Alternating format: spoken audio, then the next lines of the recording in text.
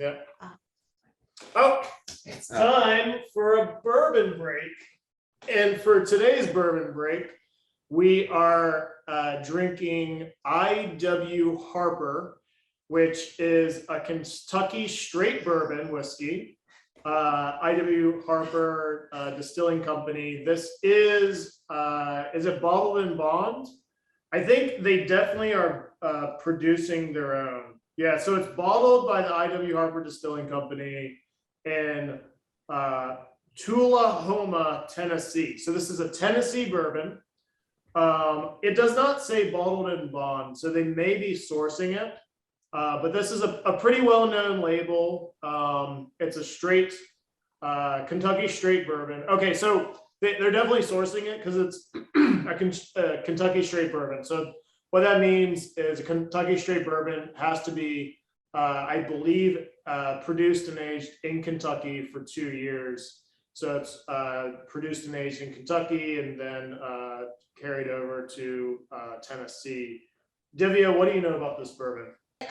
For this bourbon, I.W. Harper, so it says on their website, it's a Kentucky straight bourbon whiskey, beginning with a subtle nose. The whiskey leaves hints of caramel and vanilla, then melts into velvety bursts of wood and spice. The finish is sweet. The finish is sweet and pleasant with subtle fruit notes.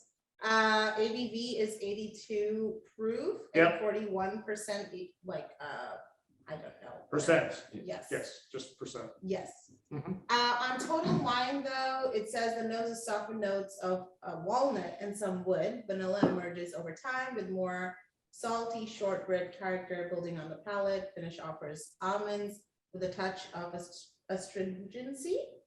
Sip neat or enjoying your favorite bourbon cocktail. Goes for about $30.99. So what do you have to say about this? So I got this one at the same time that I got the Dickel 8-year. And as a straight bourbon, I believe they only have to age it for 2 years. This one actually sells for a higher price than the Dickel. And so I was having the two and I was comparing the two. Dickel came in cheaper. I think I got this for 35, not for whatever price you listed. And I think I got the Dickel for about 25. So I compared the two, and maybe that's not fair. I found Dickel to be more interesting, but what I will say about the I.W. Harper is it's incredibly smooth. So I've been sipping on it today, and you almost forget that you're sipping on it, like you're just drinking it, and it just goes down incredibly smooth. So if you're looking for like a light, subtle, like very little burn, sipping whiskey, this is a great one. It's a single aroma and it's a single flavor, so it blends very well into the background. So I get just a general like sweetness to it, a little vanilla to it. Would you call it drinkable but not complex? Yeah, it's not complex. It's light and sweet. There's a little bit of honey to it. There's a little bit of wood. It's not overly anything. So I really enjoy this one. This is a good buy for the price. You can find it for $30. It's a great sipping whiskey for $30. But it's not going to be something that like it's not going to stand out, right? Like the Dickel 8-year had a variety of flavors in it. Like you could really see that they worked on it. This is just good, like straight bourbon.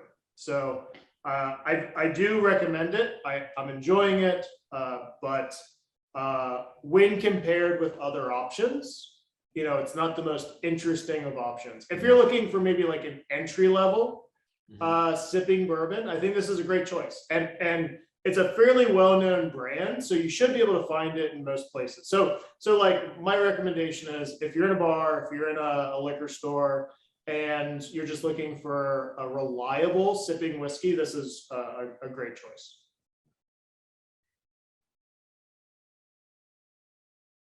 Good.